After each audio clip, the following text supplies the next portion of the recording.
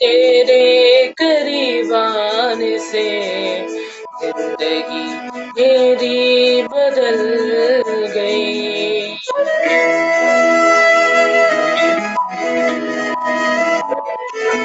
यीशु तेरे करीब आने से जिंदगी मेरी बदल गई। यीशु तेरे छूने से जिंदगी मेरी संवर गई। तूने मुझे है बचाया,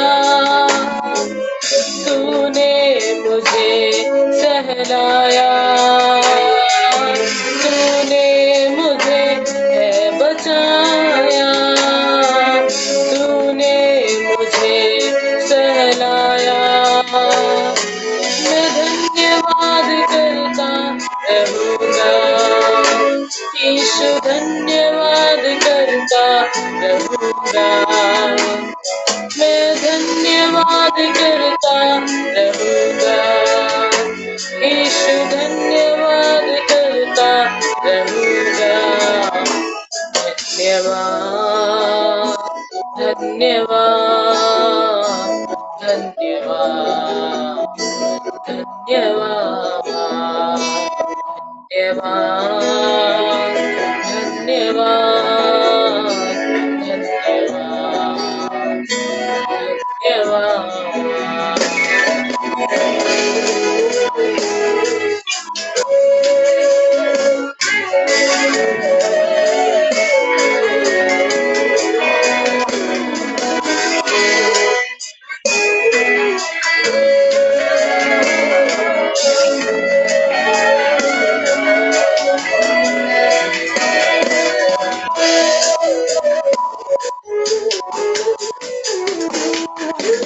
मैं जो पापों में डूबा हुआ था और जो तुझसे दूर हुआ था,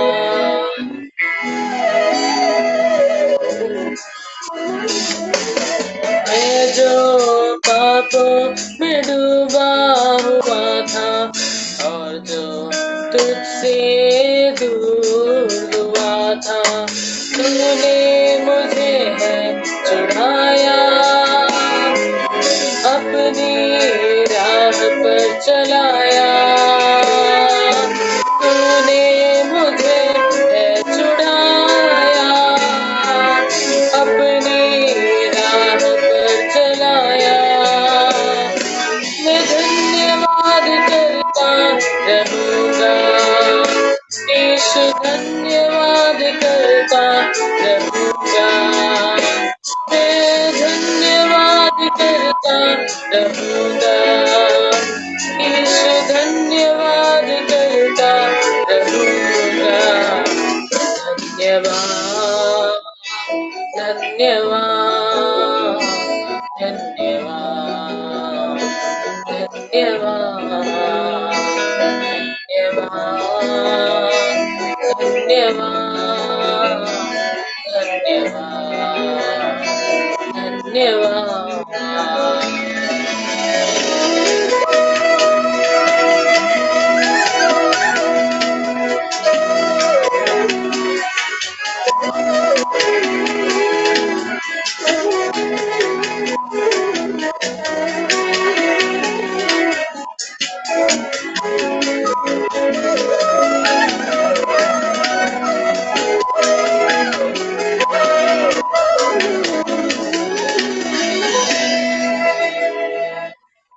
यीशु ने ऐसा प्रेम जताया, मुझको अपना बेटा बनाया।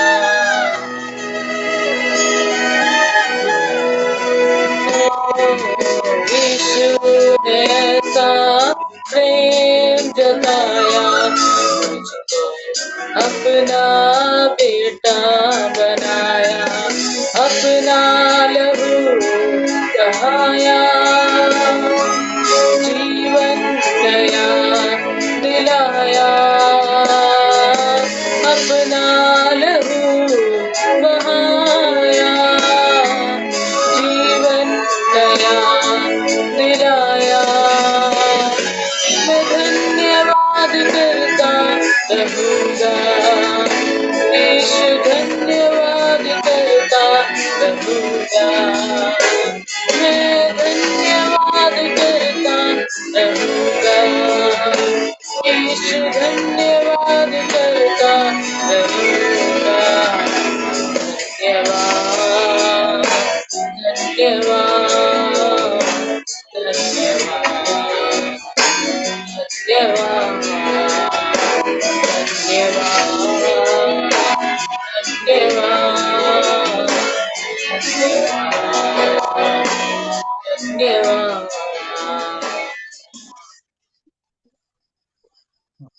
Thank you.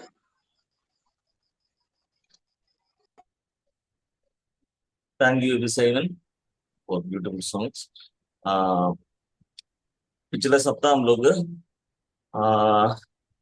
शैलाबन के बारे में या सागरदी नहीं तो शिष्यता के बारे में सुन रहे थे और अच्छी तरह शिजु ब्रदर ने क्लास लिया।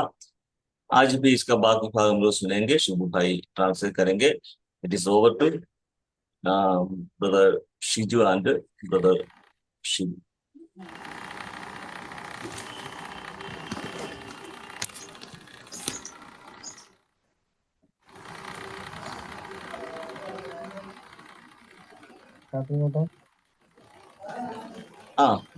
തുടങ്ങിയോ? സ്തോത്രം ചെയ്യുന്നു. परमेश्वर के नाम की महिमा हो। മനോരമാലിക്കുന്ന ഒരു ഗാനം പ്രിയ എബി ബ്രദറിനോട് നാം കേൾക്കുകയായിരുന്നു. बहुत सुंदर एक गाना प्रिया एबी भाई से हम लोग सुन रहे थे। നാം ശിഷ്യത്വത്തിന്റെ രണ്ടാമത്തെ ക്ലാസ്സിലേക്ക് പ്രവേശിക്കുകയാണ്. आज चेलापन की दूसरी जो अध्ययन की ओर हम लोग प्रवेश कर रहा है।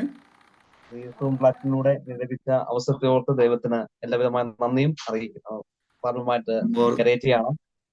और सूम प्लेटफॉर्म के द्वारा इसी प्रकार वचन सिखाने का मौका प्रभु ने दिया है, इसके लिए मैं प्रभु को धन्यवाद देना चाहता हूँ। ഈ രണ്ടാമത്തെ സെഷൻ ക്ലാസ്സിൽ പറയാൻ ആഗ്രഹിക്കുന്ന വിഷയം ശിഷ്യന്മാർക്കുള്ള ചില സാദൃശ്യങ്ങൾ അല്ലെങ്കിൽ സ്ഥാനമാനങ്ങൾ എന്തൊക്കെയാണ് എന്ന വിഷയമാണ്. और आज दूसरे अध्ययन में हम लोग मनन करने जा रहे हैं चेला का बारे में क्या क्या जो है सिंबल्स या सादृश्य दिया है उसके बारे में हम लोग देखने जा रहे हैं। പ്രാരംഭമായിട്ട് മത്തായി എഴുതിയ സുവിശേഷം 5-ാം അധ്യായം അതിന്റെ 14-ാം വാക്യം വായിക്കാം. और उसके लिए हम लोग मत्ती रचित सुसमाचार 5 अध्याय उसका 12 पद पढ़ेंगे. 5:12 अल्ले 5:14 14-ാമത്തെ വാക്യം. 5 अध्याय का 14 पद. നിങ്ങൾ ലോകത്തിന് വെളിച്ചമാകുന്നു, മലമേൽ ഇരിക്കുന്ന പട്ടണം മറഞ്ഞിരിക്കുവാൻ പാടില്ല. तुम जगत की ज्योति हो, जो नगर पहाड़ पर बसा हुआ है वो छिप नहीं सकता. കർത്താവിൽ വിശ്വസിക്കുന്ന ദൈവജനത്തെ കുറിച്ച് കർത്താവ് പറയുന്ന ഒരു വേദഭാഗമാണ് കാണാൻ കഴിയും. നിങ്ങൾ ലോകത്തിന്റെ വെളിച്ചമാകുന്നു. और यहाँ पर प्रभु यीशु मसीह ने कह रहा है कि तुम जगत का ज्योति हो. കർത്താവ് പറഞ്ഞു ഞാൻ ലോകത്തിന് വെളിച്ചമാകുന്നു എന്ന് കർത്താവ് പറഞ്ഞു. और यीशु मसीह ने इस प्रकार कहा है कि मैं जगत का ज्योति हूँ. കർത്താവ് തന്നെ വിശ്വസിക്കുന്ന ഭക്തന്മാരെ കുറിച്ച് പറയാണ് നിങ്ങൾ ലോകത്തിന് വെളിച്ചമാകുന്നു. और उसके बाद प्रभु ने उन पर विश्वास किए हुए हैं उनके लोगों के बारे में भी कहा है कि तुम जगत के ज्योति हो. കർത്താവ് പറഞ്ഞു വിളക്ക്, അതിന്റെ 15-ാം വാക്യത്തിൽ വായിക്കുന്ന വിളക്ക് കത്തിച്ച് പറയെങ്കിലല്ല തണ്ടിന്മേൽ എത്ര വെക്കേണ്ടത്, അപ്പോൾ അത് വീട്ടിലുള്ള എല്ലാവർക്കും പ്രകാശമാകുന്നു. और 15वें पद में इस प्रकार प्रभु ने बताया जो दिया जलाकर पैमाने के नीचे नहीं परंतु दीवट पर रखते हैं तब उससे घर के सब लोगों को प्रकाश पहुंचाता है. അപ്പോൾ ആദ്യമായിട്ട് പ്രകാശം ലഭിക്കുന്ന വീട്ടിലുള്ളവർക്കുള്ള പ്രകാശത്തെ കുറിച്ചാണ് അവർ രേഖപ്പെടുത്തിയിരിക്കുന്നത്. വീട്ടിലുള്ളവർക്ക് പ്രകാശം ലഭിക്കുന്നു. और पहला जो प्रकाश के बारे में बताया है वो प्रकाश जो है घर के अंदर के लोगों के बारे में है. അപ്പോൾ നാം ഇടപെടുന്ന ഏറ്റവും അടുത്തുള്ളവർ ആയിട്ടുള്ള ആ ബന്ധത്തെ കുറിച്ചാണ് ഇവിടെ ആദ്യമായിട്ട് രേഖപ്പെടുത്തിയിരിക്കുന്നത്. और हम जिनके साथ सबसे करीब जो है रिश्ता रखते हैं उनके बारे में इस पद में बताया है, घर के जो अंदर के लोगों के. സങ്കീർത്തന പുസ്തകത്തിൽ വായിക്കുന്നുണ്ട്, ഞാൻ വീട്ടിൽ എന്റെ കണ്ണിന് മുമ്പിൽ ഒരു അകൃത്യം വെക്കുകയില്ല എന്ന് ദാവീദ് തന്റെ സങ്കീർത്തനത്തിൽ പറയുന്നുണ്ട്. दाऊद ने अपने भजन संहिता में बताया कि मेरे आंखों के सामने कोई अपराध का कार्य मैं नहीं रखूंगा. നമുക്കറിയാം, യോഹന്നാൻ തന്റെ സുവിശേഷം രേഖപ്പെടുത്തി ഏത് മനുഷ്യനെയും പ്രകാശിപ്പിക്കുന്ന സത്യ വെളിച്ചം നമ്മെ തേടി വന്നു. और यूहन्ना ये सुसमाचार में यूहन्ना ने ऐसा बताया है कि जो किसी भी मनुष्य को चमकाने वाला जो सच्चाई का जो ज्योति है वो हमारे लिए आया है. അതുകൊണ്ട് പത്രോസ് ലേഖനത്തിൽ പറഞ്ഞു, അന്ധകാരത്തു നിന്നും അത്ഭുത പ്രകാശത്തിലേക്ക് നമ്മെ വിളിച്ചവന്റെ സൽഗുണങ്ങളെ നാം ഘോഷിക്കേണ്ടവരാണ്. और प्रेरित पत्रस ने कहा है कि हमें अंधकार से अद्भुत ज्योति की ओर बुलाया है, उनका सद्गुणों को हम जो है बांटना है. പൗലോസ് ലേഖനത്തിൽ പൗലോസ് പറഞ്ഞു, ഇരുട്ടിൽ നിന്നും നമ്മെ വീണ്ടെടുത്ത് സ്നേഹസ്വരൂപരായ പുത്രനാക്കി വെച്ചിരിക്കുന്നു എന്ന പദപ്രയോഗം അവിടെ നാം വായിക്കുന്നു. और कोलोसियों की पत्री में प्रेरित पौलुस ने कहा है कि अंधकार से हमें उस ज्योति का उस स्वरूप की ओर हमें रखा है. പ്രകാശത്തിന്റെ 4 സവിശേഷതകൾ പ്രാരംഭമായിട്ട് ഓർപ്പിക്കട്ടെ. और प्रकाश की 4 जो विशेष बातों को जो शुरुआत में मैं आपको याद दिलाना चाहता हूँ. പ്രകാശം നിശബ്ദമാണ്, അത് നമുക്ക് കാണാൻ കഴിയുന്ന ഒന്നാണ്. और जो प्रकाश है वो जो है मौन है, वो जो है उसको हम देख सकते हैं. എന്നാൽ അതിന്റെ കർമ്മം അത് പ്രകാശം ചെയ്യുന്നുണ്ട്. और लेकिन उनका कर्म कार्य जो है वो प्रकाश देते रहते हैं.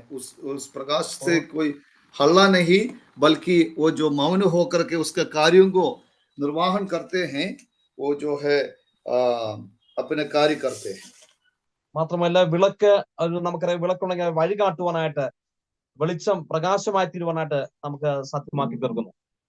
और दिया जो है हमें रास्ता की ओर ले जाने के लिए हमें मदद करते हैं, अर्थात एक मार्गदर्शक के रूप में कार्य करते हैं. നമ്മൾ സംഗീതത്തിൽ വായിക്കുന്നുണ്ട്, എന്റെ കാലിന് പ്രകാശമാണ് ഈ ദൈവത്തിന്റെ വചനം എന്ന് സംഗീതക്കാരൻ പ്രബോധിപ്പിക്കുന്നു.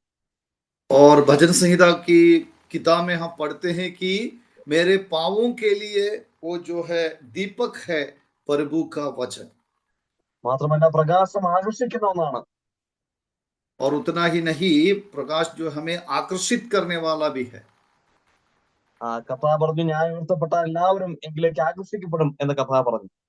और यीशु मसीह ने ऐसे कहा है कि यदि मुझे ऊंचा किया जाएगा तो सब कोई मेरे और आकर्षित करेगा. മാത്രമല്ല പ്രകാശം അത് നേരിലേക്ക് സഞ്ചരിക്കുന്ന ഒന്നാണ്. और प्रकाश जो है हमेशा जो है ऋजु रेखा में, जो सीधा जो रेखा में जो है वो संचार करते, वो ट्रैवलिंग करते हैं. ഈ സ്വഭാവ സവിശേഷതകൾ ഒരു വിശ്വാസിയെ സംബന്ധിച്ചിടത്തോളം ഉണ്ടാകേണ്ടതായിരിക്കുന്ന ഒരു കാര്യമാണ്. ये सारी स्वभाव के ये विशेष बातें एक विश्वासी के जीवन में भी होना जरूरी है. ഈ വക്രതയും കോട്ടവും നിറഞ്ഞ ലോകത്ത് നാം ദിവ്യ ജ്യോതിസുകളെ പോലെ പ്രകാശിക്കുന്നവരാണ്. और ये टेढ़ी मेढ़ी इस पीढ़ी में हम जो तारे के समान जो है हमें चमकना है. അന്ധകാരത്തിൽ കിടക്കുന്ന സത്യദൈവത്തെ അറിയാത്ത അനേകർക്ക് വെളിച്ചം കാണിക്കുവാനായിട്ട് നമ്മുടെ കൊച്ചു ജീവിതം കൊണ്ട് ദൈവം ആഗ്രഹിക്കുകയാണ്. और अंधकार में जो जीवन बिताने वाले को जो ज्योति की ओर हमें लाना है, ये हमारी ये छोटी सी जीवन औरों को ज्योति की ओर लाने के लिए इस्तेमाल होने के लिए प्रभु चाहते हैं. ഭക്തനായിരിക്കുന്ന ചാൾസ് ജോൺ സാർ ഇങ്ങനെ പാടിക്കൊണ്ടായി, ഒരു കൈത്തിരി പോലെ കത്തി എരിഞ്ഞ് അമരണം എന്ന് ആ ഭക്തൻ പാടിക്കൊണ്ടായി. और चार्ल्स जॉन प्रभु का दास ने इस प्रकार गाए हैं कि हम एक दिए के समान जो है जलते हुए प्रभु के लिए हम जीवन बिताना है। യോഹന്നാൻ സ്നാപനെ കുറിച്ച് വായിക്കുന്നു, അവൻ ജ്വലിച്ച് പ്രകാശിക്കുന്ന വിളക്കായിരുന്നു എന്ന സാക്ഷ്യമാണ് കാണാൻ കഴിയുന്നത്.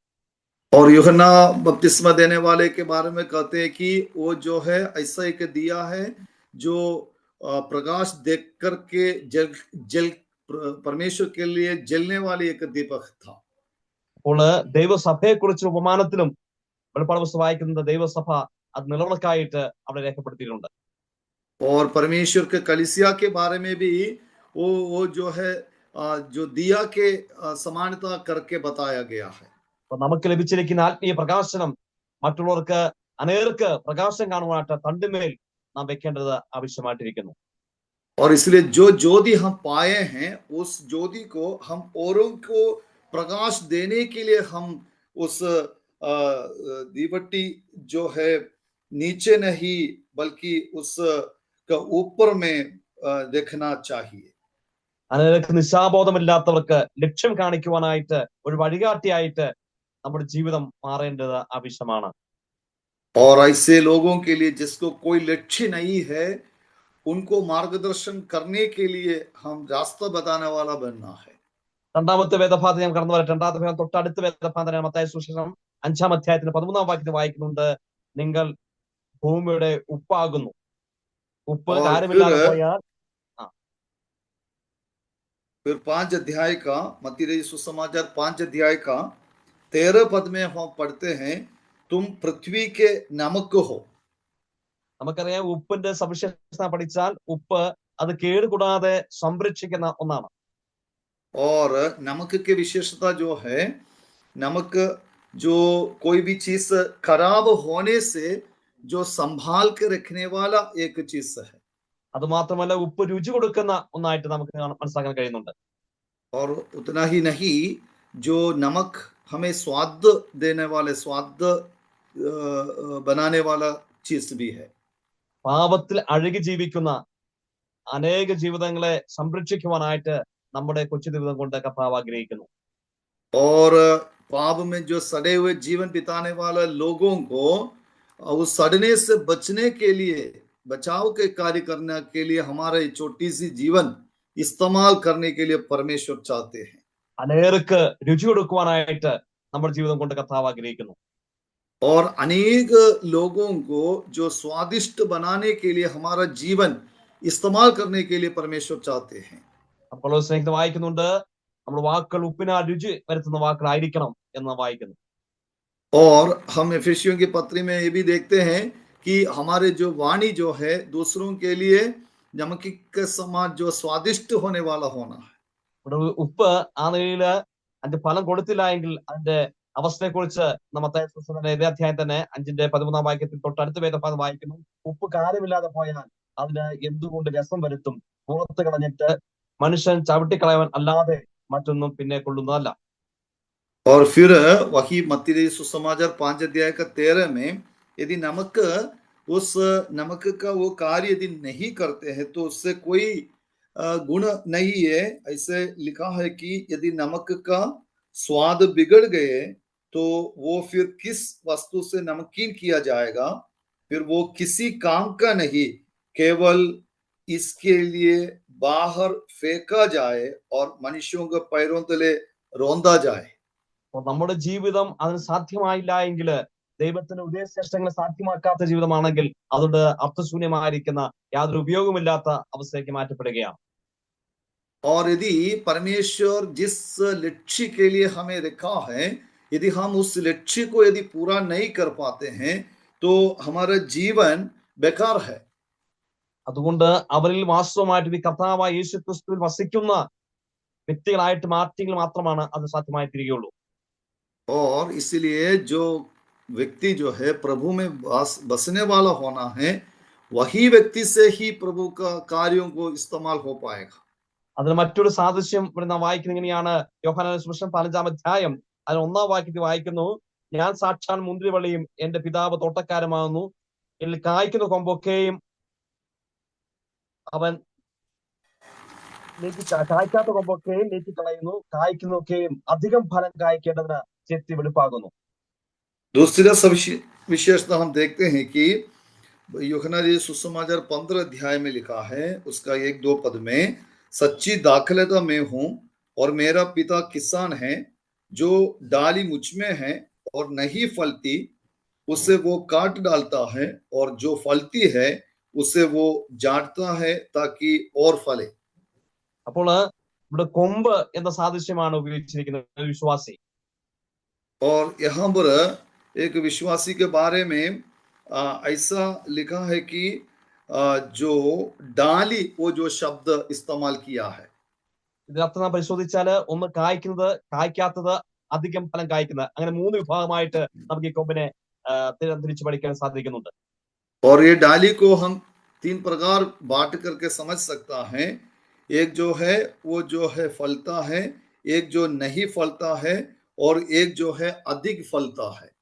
അപ്പൊ അധികം ഫലം കായ്ക്കുന്നതിന് അതിനെ ചെത്തി വെടുപ്പാക്കുന്നു എന്ന പദപ്രയോഗമാണ് ഇവിടെ ഉപയോഗിച്ചിരിക്കുന്നത്. और अधिक फल लाने के लिए उसको जो है जो झाड़ता है, ऐसे एक शब्द इस्तेमाल किया है। ഒരുപക്ഷെ വിശ്വാസിയെ നയിക്കുന്നവർക്കാതെ അധികം കഷ്ടത കടന്നു പോകേണ്ട അവസ്ഥ ഒരുപക്ഷെ ഉണ്ടായെന്നിരിക്കാം. और विश्वास का जीवन बिताने वाले एक व्यक्ति को कई प्रकार का जो परीक्षाओं को सामना करना पड़ेगा। എന്നാൽ ദൈവം നമ്മൾ അധികം ഫലത്തെ നമ്മളെ പ്രതീക്ഷിക്കുന്നു. और लेकिन परमेश्वर जो है हमसे अधिक फलों को जो है वो इंतजार करते हैं। അത് നമ്മുടെ ഗുണീകരണത്തിനും നമ്മുടെ വിശുദ്ധീകരണത്തിനും കർത്താവ് നമ്മിൽ നിന്ന് പ്രതീക്ഷിക്കുന്നു. और वो जो है हमें अच्छा और बनाने के लिए और हमें और पवित्रता में लाने के लिए उसका कार्य बन जाते हैं। നാലാമത്, ഒരു സ്ഥാനാപതി എന്ന നിലയിൽ നമുക്ക് ആ വേദഭാഗം ഒരു അംബാസഡർ ആയിട്ട് ഒരു കർത്താവിന്റെ മക്കളെ കുറിച്ച് രേഖപ്പെടുത്തിയിട്ടുണ്ട്. और फिर जो है प्रभु का चेलों के बारे में, प्रभु का लोगों के बारे में एक राजदूत, वो राजदूत है, ऐसे करके प्रभु का वचन में बताया है। അത് 2 കൊരിന്ത്യർ 5-ാം അധ്യായം അതിന്റെ 20-ാം വാക്യത്തിലാണ് അത് വായിക്കുന്നത്. 2 കൊരിന്ത്യർ 5 और वो जो है 2 कोरिन्थी 5 अध्याय उसका 20वां पद में लिखा हुआ है। പോകാം. 2 കൊരിന്ത്യർ 5:20. तो हम मसीह के राजदूत हैं, मानो परमेश्वर हमारे द्वारा समझाता है। हम मसीह की ओर से निवेदन करते हैं कि परमेश्वर के साथ मेल मिलाप कर लो। ഒരു സ്ഥാനാപതിക്ക് ഒരു സന്ദേശം കൈമാറേണ്ടതായിട്ടുണ്ട്. एक राजदूत के लिए एक संदेश को जो है स्थानांतरण करना होगा। ഇത് ക്രിസ്തുവിന് സ്ഥാനാപതിയായിട്ടാണ് നമ്മെ ഇവിടെ ആക്കി വെച്ചിരിക്കുന്നത്. और यहाँ पर हमें जो है मसीह के राजदूत बना करके रखा है। ക്രിസ്തുവിന് പകരം അപേക്ഷിക്കുന്നു, ദൈവത്തോട് അപേക്ഷിക്കുന്നതായിട്ടാണ് ഇവിടെ ആ വാക്യം നമ്മൾ സംസാരിക്കുന്നത്. और यहाँ पर मसीह के लिए जो है मसीह की ओर से हम निवेदन करते हैं, ऐसे हम लोग पढ़ते हैं। അപ്പോൾ കർത്താവിന്റെ സന്ദേശം പരത്തുന്ന ഒരു സ്ഥാനാപതിയായിട്ട് ഇവിടെ നമ്മെ ദൈവമാക്കി വെച്ചിരിക്കുകയാണ്. और परमेश्वर का संदेशों को बांटने वाला एक राजदूत बना करके परमेश्वर हमें यहाँ पर रखे हैं। നമുക്കറിയാം, ഒരു രാജ്യത്തിന്റെ സ്ഥാനാപതിക്ക് എത്രമാത്രം പ്രാധാന്യത, അതിന്റെ പൊസിഷൻ എത്രമാത്രം ഹയറാണ്, ഉയർന്ന ആണ് എന്ന് നമുക്ക് അറിയാവുന്നതാണ്. और एक देश के लिए उस देश का राजदूत का जो पद है वो बहुत ऊंचा एक पद है। അപ്പോസ്തലൻ പൗലോസ് പറയുന്നുണ്ട്, ദൈവം എനിക്ക് ഉദ്യോഗമാണ് ഈ ദൈവത്തിന്റെ സുവിശേഷീകരണം എന്ന ആ പദവിയെ കുറിച്ച് അപ്പോസ്തലൻ പൗലോസ് പറയുകയാണ്. और प्रेरित पौलुस परमेश्वर के काम के बारे में परमेश्वर ने दिया गया एक ऊंचा जो पद है, प्रभु का सेवा करना, प्रभु का सेवक, ऐसे पौलुस ने बताया। ഫിലിപ്പിയർ ലേഖനം 3-ാം അധ്യായം 20-ാം വാക്യത്തിൽ പറയുന്നു, എന്റെ പൗരത്വം അത് സ്വർഗത്തിലാണ് എന്ന് പൗലോസ് തീർത്തും പ്രഖ്യാപിക്കുന്നു. और फिलिपियों की पत्री 3 अध्याय का 20वीं पद में उन्होंने कहा है कि मेरा जो स्वदेश, जो नागरिकता जो है स्वर्ग पर है करके उन्होंने बताया। അപ്പോൾ നമ്മുടെ വിശ്വാസത്താൽ നമുക്ക് ലഭിച്ചിരിക്കുന്ന സ്ഥാനമാനങ്ങൾ എത്രയോ വലുതാണ് കർത്താവിൽ വിശ്വസിക്കുന്ന ഒരു ശിഷ്യനെ സംബന്ധിച്ചോളം എന്ന് നാം മനസ്സിലാക്കേണ്ടിയിരിക്കുന്നു. और प्रभु पर विश्वास रखने वाला प्रभु का जन अर्थात प्रभु का चेला के लिए उनको मिला गया उस पद कितना श्रेष्ठ है वो हमें समझना है। ആകാശത്തെയും ഭൂമിയും ഉണ്ടാക്കിയ ദൈവത്തിന്റെ സന്ദേശം വരുത്തുവാനായിട്ട് ഒരു ഉന്നതമായ ഉദ്യോഗം ദൈവമക്കൾക്ക് ദൈവം നൽകിയിരിക്കുകയാണ്. ദൂതന്മാരെ പോലും ഏൽപ്പിക്കാത്ത ഈ വലിയ ശുശ്രൂഷ നമ്മെ ദൈവം ഫലമേൽപ്പിച്ചിരിക്കുന്നു. और आसमान और धरती का जो मालिक, जो परमेश्वर जो है, उन्होंने सुसमाचार को फैलाने वाला, ये जो संदेश को बांटने वाला वो कार्य जो है कोई स्वर्गदूतों को नहीं दिया, बल्कि हमारे हाथों में, उनके चेलों के हाथों में परमेश्वर ने उस कार्यों को सौंपा है। ഞാൻ ഇങ്ങനെ ഒരു ഭാവന കേട്ടിട്ടുണ്ട്. ഉയർത്തെഴുന്നേറ്റ കർത്താവ് സ്വർഗത്തിൽ ചെന്നപ്പോൾ ചോദിച്ചു, ഈ കാര്യം ഇത്രയും വലിയ കാര്യമൊക്കെ ചെയ്തിട്ട് വന്നപ്പോൾ ഇത് ആരെയാണ് ഫലമേൽപ്പിച്ചിട്ട് പോകുന്നത് എന്ന് ചോദിക്കാൻ ഇടയായിരുന്നു എന്ന് ഞാൻ കേട്ടിട്ടുണ്ട് ഭാവന. और मैंने उसी प्रकार का एक जो है जो एक इमेजिनेशन में जो पूछा है कि ये इतना बड़े कार्य करके प्रभु यीशु ने धरती से स्वर्ग पर जो गए हैं, तो वो सेवा को किसके हाथों में सौंपा है करके एक ജീവിതം ദൈവം ആഗ്രഹിക്കുന്ന പോലെ ആ ട്രാക്കിലൂടെ, വ്യവസ്ഥയിലൂടെ, ചട്ടപ്രകാരം നമ്മുടെ ക്രിസ്ത്യൻ നമുക്ക് നയിക്കാം. परमेश्वर जिस प्रकार चाहते हैं उसी ट्रक की ओर दौड़ते हुए നമ്മുടെ ജീവിതത്തിൽ हमारा इस दौड़ को पूरा करें. നമ്മുടെ വ്യത്യസ്തമായ അനുഭവത്തിലൂടെ ഒരുപക്ഷെ ദൈവം നമ്മെ കടത്തിവിട്ടി എന്ന് നന്നാക്കാം. कई प्रकार का भिन्न भिन्न परिस्थितियों होकर के हमें जाना पड़ेगा. ഏത് അവസ്ഥ കടത്തിവിട്ടാലും കർത്താവിന്റെ കൃപ നമുക്ക് മതിയായതാണ്. और किसी भी परिस्थिति होकर के क्यों ना चलो, फिर भी परमेश्वर का जो अनुग्रह हमारे लिए काफी है. ആ കൃപ നമ്മെ പിഞ്ചിന് മുഖാന്തരം നമുക്ക് വിജയമായിരിക്കുന്ന നിലയിൽ ആ ഓട്ടം ഓടുവാനായിട്ട് കർത്താവ് നമ്മെ സഹായിക്കുന്നു. उस अनुग्रह जो है हमें एक विजय मसीह दौड़ करने के लिए, पूरा करने के लिए परमेश्वर हमें सहायता करते हैं. മറ്റൊരു ചിത്രം നമ്മൾ കാണുന്നത് ഇതേ അധ്യായത്തിൽ തന്നെ 2 തിമോഥെയോസ് 2-ാം അധ്യായം അതിന്റെ 6-ാം വാക്യത്തെ വായിക്കുന്നു. ഒരു കൃഷിക്കാരനെ അഭിസംബോധന ചെയ്ത് പൗലോസ് രേഖപ്പെടുത്തിയിരിക്കുന്നു. और फिर हम अगला जो समानता चेले के बारे में देखते हैं, और जो तीतुस की पत्री में है. तीतुस की पत्री में एक किसान के समानता में बताया हुआ है. അധ്വാനിക്കുന്ന കൃഷിക്കാരനാകുന്നു ആദ്യം ഫലം അനുഭവിക്കേണ്ടത്. ഒരു കൃഷിക്കാരൻ. ഏതാ വാക്യം? 6-ാം വാക്യം 2:6. और दूसरी अध्याय का 6ठा पद में हम पढ़ते हैं कि ऐसा ही जवान पुरुषों को भी समझाए कर कि तीतुस 2:6 അല്ല, നാം വായിച്ച അതേ ലേഖനം തന്നെ 2 തിമോഥെയോസ് 2-ാം അധ്യായം അതിന്റെ 6-ാം വാക്യം. दूसरी तिमुथियुस दूसरी अध्याय उसका 6ठा पद में हम पढ़ते हैं कि जो गृहस्थ परिश्रम करता है फल का अंश पहले उसे मिलना चाहिए. പൗലോസ് പറയുന്നുണ്ട്, നിങ്ങൾ ദൈവത്തിന് കൃഷി, നിങ്ങൾ ദൈവത്തിന് കൂട്ടുവേലക്കാർ എന്ന് പൗലോസ് ലേഖനത്തിൽ രേഖപ്പെടുത്തിയിട്ടുണ്ട്. और पौलुस बताते हैं कि तुम परमेश्वर का खेती हो, तुम उसका जो है सहभागी हो. 1-ാം സംഗീതം വായിക്കുന്നുണ്ട്, നാം നട്ടിരിക്കുന്നു തക്കകാലത്ത് ഫലം കായ്ക്കുന്നതായിരിക്കുന്ന ഒരു വൃക്ഷം പോലെ ദൈവം നമ്മെ നട്ടിരിക്കുകയാണ്. और नदी के किनारे पर लगाया हुआ उस पेड़ के समान परमेश्वर ने हमें रखा है. ദൈവം നട്ട് വെച്ചിരിക്കുകയാണ്. അനുകൂലമായ എല്ലാവിധമായിരിക്കുന്ന കാര്യങ്ങളും ദൈവം വന്ന് കൊടുക്കുകയാണ്. और परमेश्वर ने ऐसा जगह पर रखे हैं, जो भी उसको बढ़ने के लिए जो भी अनुकूल वातावरण चाहिए वो सब कुछ देते हुए परमेश्वर ने उस पेड़ को रखे हैं. ദൈവത്തിന് തോട്ടം പോലെ, അടച്ച് കെട്ടിയ തോട്ടം പോലെ ദൈവം നമ്മെ സംരക്ഷിക്കുകയാണ്. और जो बगीचा है, जो गहरा लगाया हुआ है, उसको संरक्षण मिलता है. उसी तरह परमेश्वर हमें भी रखे हैं. നമ്മെ ആർക്കും പിടിച്ച് പറിച്ചു മാറ്റുവാൻ കഴിയാത്തവണ്ണം ഒരു ബന്ധത്തിൽ ദൈവം നമ്മെ ആക്കി വെച്ചിരിക്കുകയാണ്. और किसी को भी हमें वहां से उखाड़ करके नहीं ले जा पाएगा. उसी प्रकार परमेश्वर हमें संरक्षण में रखे हैं. ഈ തോട്ടത്തിൽ നമുക്ക് സൗകര്യം പറയുവാനായിട്ട് കഴിയേണ്ട ആവശ്യമാണ്. ഈ തോട്ടത്തിൽ നമുക്ക് സൗകര്യം, മറ്റൊക്കെ മണം അല്ലെങ്കിൽ മറ്റൊക്കെ സുഗന്ധം പരത്തുവാനായിട്ട് നമ്മുടെ ജീവിതം കൊണ്ട് കർത്താവ് ആഗ്രഹിക്കുന്നു. और इस बगीचा से हम दूसरों के लिए जो है जो खुशबू फैलाने वाला होना चाहिए, जो सौरभ्य देने वाला, सुगंध देने वाला होना है. യെശയ്യാപ്രവചനം 5-ാം അധ്യായം വായിക്കുന്നുണ്ട്, ഫലവത്തായ കുന്നുമേൽ കർത്താവ് ഒരു മുന്തിരിത്തോട്ടം നട്ടുണ്ടാക്കിയതായിട്ട് നാം വായിക്കുന്നുണ്ട്.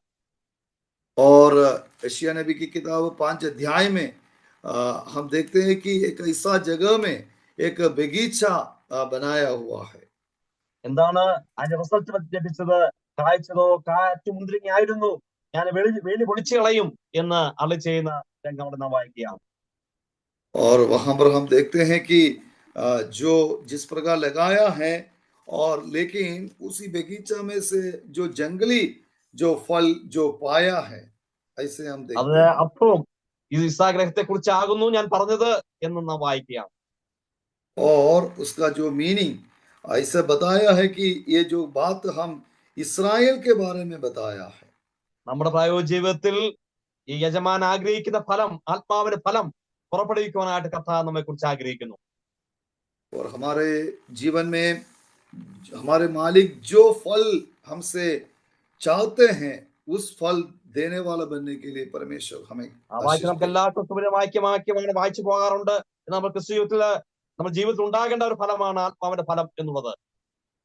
और हम लोग सब जो है ऐसे पढ़ करके जाते हैं लेकिन आत्मा का फल जो है हमारे सबका जीवन में होना जरूरी है ഗലാത്യലേഖനം 5-ാം അധ്യായം അതിന്റെ 22-ാം വാക്യം, ആത്മാവിന്റെ ഫലമോ സ്നേഹം, സന്തോഷം, സമാധാനം, ദീർഘക്ഷമ, ദയ, പരോപകാരം, വിശ്വസ്തത, സൗമ്യത, ഇന്ത്യം. ഈ വാക്യക്ക് വിരോധമായി ഒരു ന്യായപ്രമാണവും ഇല്ല.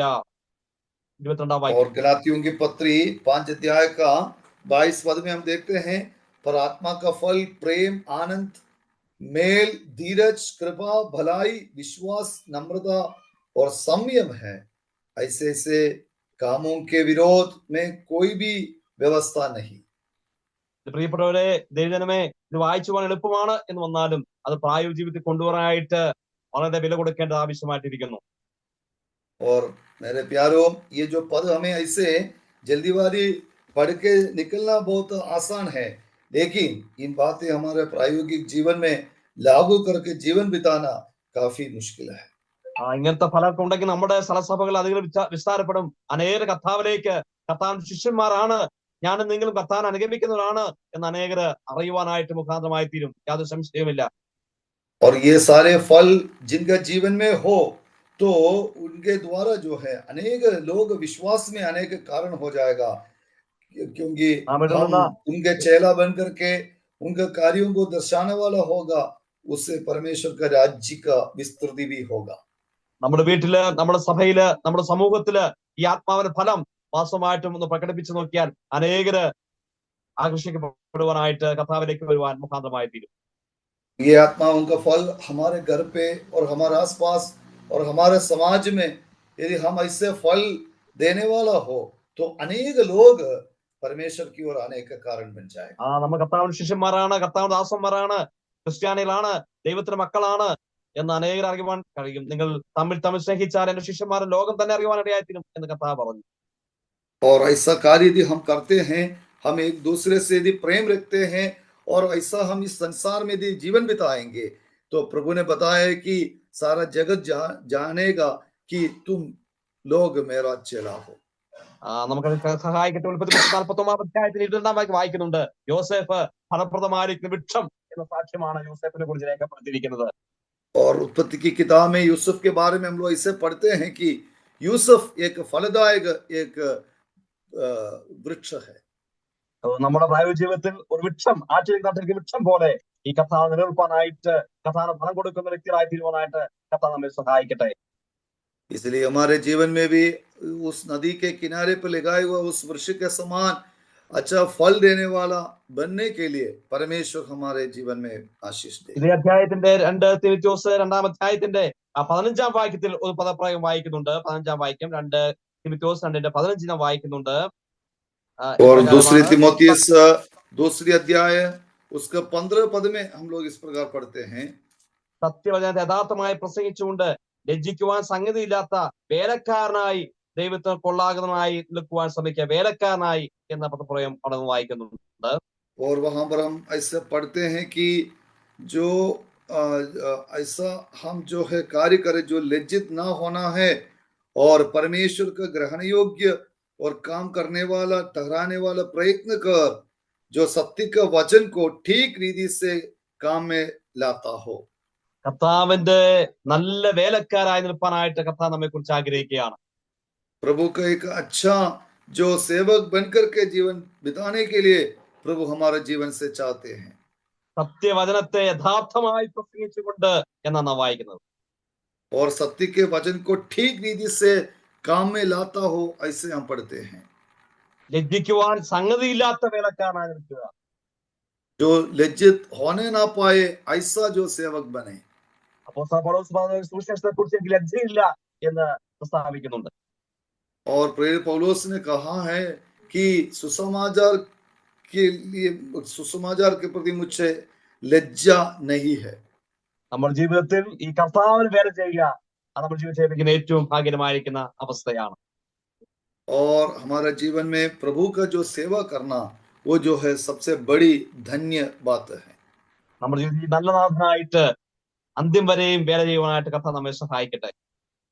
और हमारे जीवन में आखिरी समय तक जो सेवा करने के लिए प्रभु हमें सहायता करे। കർത്താവിനായി വേലകളൊന്നും കർത്താവ് മറന്നു പോകുന്നതല്ല. और प्रभु के लिए जो भी हम कार्य करते हैं उन बातें प्रभु कभी ना भूलते हैं। അവിടുന്ന് പ്രതിഫലം നൽകി ആദരിക്കുന്നതായിരിക്കുന്ന ഒരു ദൈവമാണ് നമ്മുടെ ദൈവം. और हमारे परमेश्वर ऐसा परमेश्वर है, वो प्रतिफल देख करके हमें आदर करने वाला है। വേലക്കാരന് തക്കതായ കൂലിയെ ദൈവം പങ്കിടുന്ന ഒരു ദിവസമുണ്ട്. और जो काम किए हैं उस काम करने वालों को उचित जो है इनाम देने वाला जो मालिक അന്ന് അനേകർ അറിയപ്പെടും, ദൈവത്തിന് അനേകർ പ്രകാശിക്കുവാനായിട്ട് മുഖാന്തരമായി തീരും.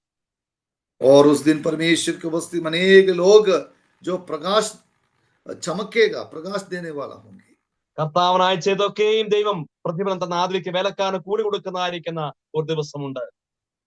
और उस सेवक को उस मजदूरी देने का एक दिन होगा और उनको आदर करने के एक समय होंगे। കർത്താവ് പറഞ്ഞു, ഇതാ പ്രതിഫലം എന്റെ പക്കലുണ്ട്, ഞാൻ വേഗം വരുന്നു എന്ന് കർത്താവ് അരുളി ചെയ്യുകയാണ്. और प्रभु ने कहा कि मैं शीघ्र आने वाला हूं और प्रतिफल मेरे पास है। നമ്മുടെ ദൈവം വരുന്നു. നമുക്ക് അതുകൊണ്ട് നമ്മുടെ ആയിരിക്കുന്ന സ്ഥാനമാണ് സ്വസ്ഥമായിരിക്കുന്ന ഒരു ജീവിതം ക്രമപ്പെടുത്താം. हमारे प्रभु आने वाला है, इसलिए हमें ऐसा एक जीवन बिताए जो उनको प्रसन्न हो। തൊട്ടടുത്ത വാക്യത്തിൽ പറയുകയാണ്, നിങ്ങൾ മാനപാത്രമാണ് എന്ന പദപ്രയോഗമാണ് 21ാമത്തെ വാക്യത്തിൽ രേഖപ്പെടുത്തിയിരിക്കുന്നത്. കർത്താവിന്റെ 21ാം വാക്യത്തിൽ വായിക്കുന്നു, ഈ വക വിട്ടെടുന്ന് വെടിപ്പാക്കി വിശുദ്ധ ഉടമസ്ഥന ഉപയോഗിക്കുന്ന നല്ല വേലയ്ക്ക് ഒക്കെ മുരുങ്ങിയിരിക്കുന്ന മാനപാത്രമായിരിക്കണം. മാനപാത്രമായിട്ട് ദൈവം നമ്മെ മാറ്റിയിരിക്കുകയാണ്. 21वां पद में फिर हम लोग अगला 21वां पद में हम लोग पढ़ते हैं, हमें एक आदर का बर्तन बनाया हुआ है जो अपने आप को इनसे शुद्ध करेगा और वो आदर का बर्तन और पवित्र ठहरेगा। ऐसे हम लोग पढ़ते हैं। ദൈവം നമ്മെ മാനപാത്രമാക്കി തീർത്ത് വെക്കുകയാണ്. നാം കോപത്തിന്റെ പാത്രങ്ങളായിരുന്നു, ദൈവം നമ്മെ കരുണാപാത്രമാക്കി മാറ്റിയിരിക്കുകയാണ്. और हमें आदर के जो बर्तन बनाया है, हम ऐसा क्रोध और गुस्सा का जो बर्तन थे, लेकिन आज परमेश्वर ने हमें आदर का बर्तन बना दिया। നമുക്കറിയാം, ഇർമ്യാവിന്റെ പുസ്തകം 14 വായിക്കുന്ന ഒരു കുശവൻ തന്റെ പാത്രത്തെ എത്രപ്രകാരം മെനയുന്നു എന്ന ചരിത്രം അവർ രേഖപ്പെടുത്തിയിട്ടുണ്ട്. और यिर्मयाह की नबी किताब में हम पढ़ते हैं कि एक कुम्हार जो है एक बर्तन को किस प्रकार जो बनाया जाता है। ചീത്തയായി പോയെങ്കിൽ ഭാരപ്പെടേണ്ട, ആ യജമാനൻ വീണ്ടും അനാവശ്യമായിരിക്കുന്ന ചൂട് കൊടുത്ത് അതിന് കടത്തി വിട്ട് അത് മെനഞ്ഞ് അതിന് ഭംഗി വരുത്തുന്നതായിട്ട് നാം വായിക്കുക. और यदि जो बनते हैं तो उस समय में यदि ठीक नहीं हुआ है तो फिर वो कुम्हार जो है उसी को जिस प्रकार का जो गर्म देना है उसी तरह उसको दे करके उसको और एक सुंदर बर्तन बनाया जाता है। ഞാനും നിങ്ങളും ഈ കുശവനായിരിക്കുന്ന ദൈവത്തിന്റെ കയ്യിലെ മൺപാത്രങ്ങളാണ്. और आप और मैं परमेश्वर का हाथों का उस मिट्टी के समान है। കർത്താവെ, അടിനീത അടിനെ മെനയണമേ, മാനപാത്രമാക്കി കർത്താവ് ഉപയോഗിക്കണമേ എന്ന് നമുക്ക് പ്രാർത്ഥിക്കാം. और परमेश्वर के सामने हम इससे प्रार्थना करेंगे कि प्रभु मुझे आप इस्तेमाल कर और मैं आपके लिए एक आदर का पात्र बने। നമ്മെ ആത്മീയ സൗന്ദര്യമുള്ള വ്യക്തിയിലാക്കി, നല്ല മാനപാത്രമാക്കി, അനേകർക്ക് സൗന്ദര്യം ആസ്വദിക്കുന്ന വ്യക്തിയിലാക്കി ദൈവം നമ്മെ മെനഞ്ഞിരിക്കുകയാണ്. और हमें ऐसा जो बर्तन बनाया है कि दूसरों लोग देख करके हमारे सुंदरताओं को, हमारे जीवन के बारे में वो लोग बताने वाला हमें बनाया है। പത്രോസ് പറയുന്നത് വിശ്വസിക്കുന്നവർക്ക് ആ മാന്യത ഉണ്ട് എന്ന് രേഖപ്പെടുത്തിയിരിക്കുന്നു. और पतरस प्रेरित कहते हैं कि जो विश्वास करते हैं उनके लिए उस मान्यता है। നമ്മുടെ ജീവിതത്തിൽ ആവശ്യമായിരിക്കുന്ന ചൂട് ഒരുപക്ഷെ വ്യത്യസ്തമായിരിക്കുന്ന അവസരം കടത്തിവിട്ട്, പരിശോധന പ്രയാസങ്ങളും ബുദ്ധിയൊക്കെ കടത്തിവിട്ട് ഒരുപക്ഷെ നമുക്ക് ദൈവം ഉപയോഗിക്കുന്ന വ്യക്തിയിലാക്കി ദൈവം നമ്മെ മാറ്റുകയാണ്. और हो सकता है हमारे जीवन में ऐसा परमेश्वर जांच करते हुए हमें कुछ ऐसा गर्म की अवस्था की ओर ले जा करके हमें परमेश्वर ने जो बनाया जाएगा और उससे उनके लिए हम आदर का पात्र बन जाएगा। അവിടുത്തെ മാനപാത്രമായിട്ട് നമുക്കറിയാം, ഒരു ഡോക്ടർ എത്രമാത്രം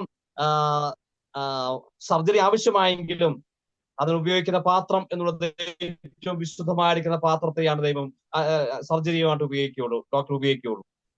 और किसी डॉक्टर ने किसी प्रकार का जो सर्जरी जो ऑपरेशन करना होता है तो कितना भी जरूरी करने का ऑपरेशन होने पर भी उसने उनके ऑपरेशन करने वाला जो बर्तन है और जो चीज उन्होंने इस्तेमाल करते हैं उनके इम्प्लीमेंट्स हो, वो सब जो है एकदम शुद्ध होना है।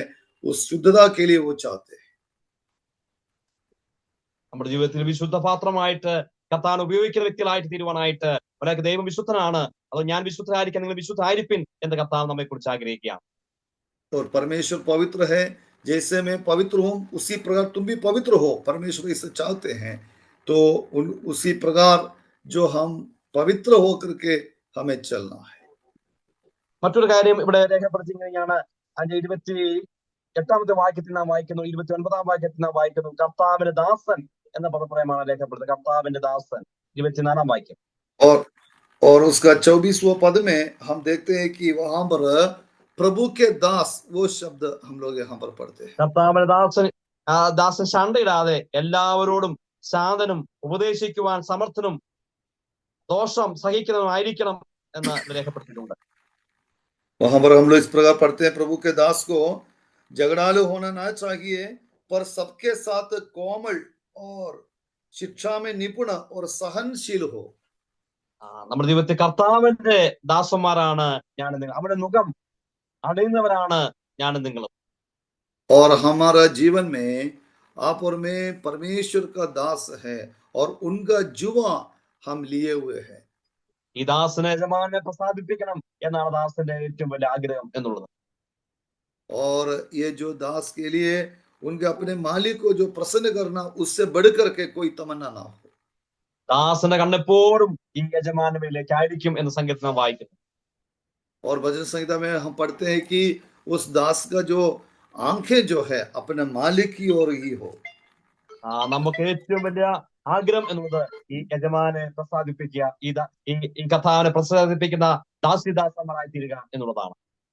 और हमारे सबसे प्रथम जो है लक्ष्य उस महान परमेश्वर को प्रसन्न करने वाला बनकर के हमें जीवन बिताना। അതുകൊണ്ട് കർത്താവ് പറഞ്ഞു, അധ്വാനിക്കുന്നതും ഭാരം വഹിക്കുന്നതും എന്റെ അടുക്കൽ വരുവിൻ, ഞാൻ നിങ്ങളെ ആശ്വസിപ്പിക്കാം. എന്റെ മുഖം അത് താഴ്മയും സമ്മതിയുമുള്ള മുഖമാണ്. അതുകൊണ്ട് കർത്താവ് ആഹ്വാനം ചെയ്യുകയാണ്. और इसलिए जो परमेश्वर के जो प्रभु ने ऐसा कहा है कि मेरा बोझ से दबे हुए थके हुए लोगों, तुम मेरे पास आओ, मैं तुम्हें विश्राम दूंगा और मेरा जुआ जो है हल्का है करके बताया।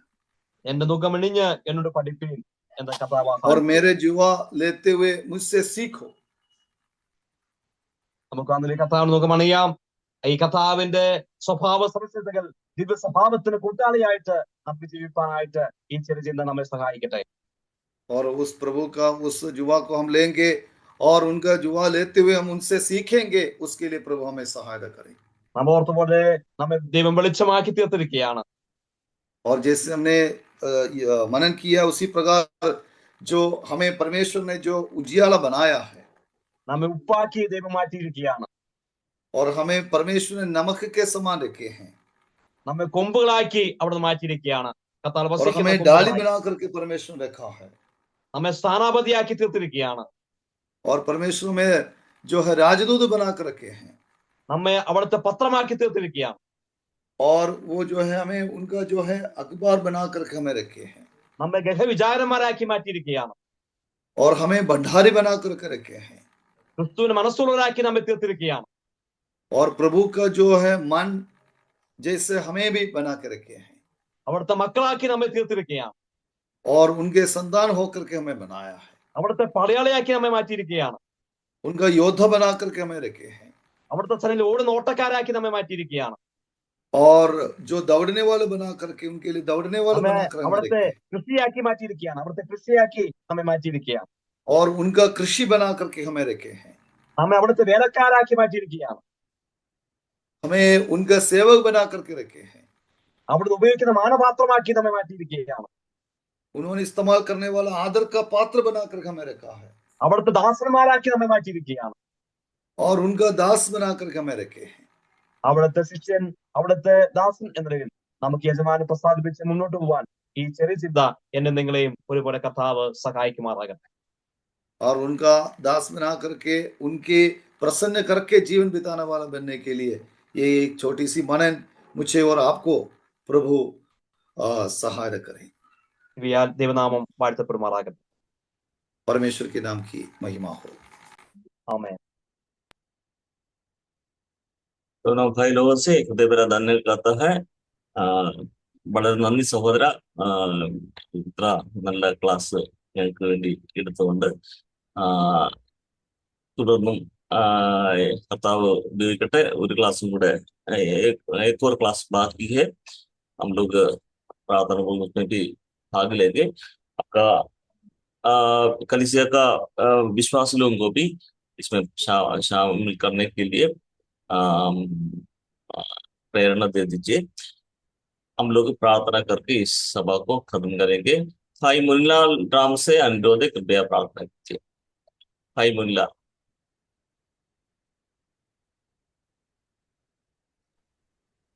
स्वर्गीय पिता, हम आपका